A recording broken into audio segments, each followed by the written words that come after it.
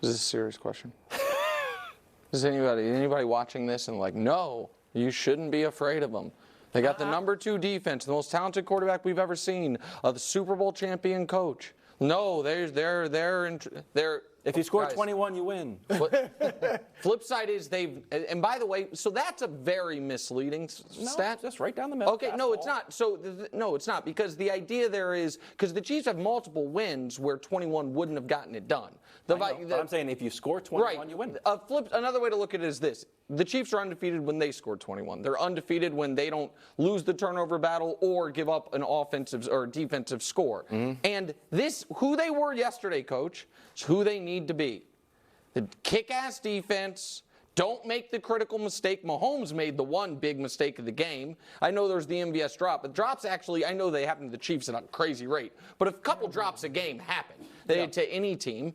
And then rely on Mahomes making a couple special plays a game. I buy that. And the team they beat yesterday is a prideful, desperate team with its playoff life on the line. It wasn't like they got in the playoffs by beating the Chargers in Week 18 on a backup quarterback plus an interim coach plus that has been eliminated. Like that, the Bengals were playing their hearts out yesterday. And was it a pretty game? No. Do I think the Chiefs can win the Super Bowl with this style of football? Absolutely they can. And I think if you watch football for your whole life, it's like, hey, great quarterback, but mediocre offense, great defense, great coach. Can that win a Super Bowl? It's won more than half of them. Yeah, of course they should still be feared. Yeah, I agree with Nick. So you've got a Hall of Fame quarterback, you've got a Hall of Fame coach, you've got a Hall of Fame tight end.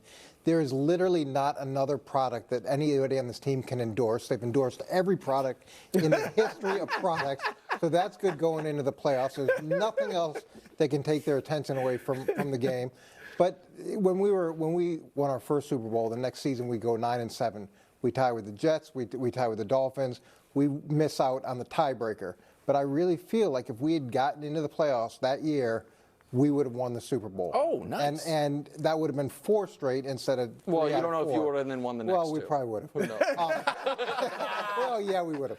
But the point is, they have the other intangible of experience. So all these guys understand what it's like to play in those big moments, where all these other quarterbacks, they either haven't performed in the big moments or they're new to the big moments. You've got your coach, your quarterback, and a bunch of guys, except for Flacco, which is a legitimate threat because he has performed in those moments. It's a totally different environment. It's a totally different feel. It's totally different expectations, and they're used to it, where everybody else is going to have to navigate through it. Okay. Look, I agree with everything you guys said except one word. You said feared, Nick. I don't think they're feared anymore. I think they're respected. I think people respect. Like, I told you a month or two ago, I no longer think when they're down 7 or 3 and late in the fourth, Mahomes gone.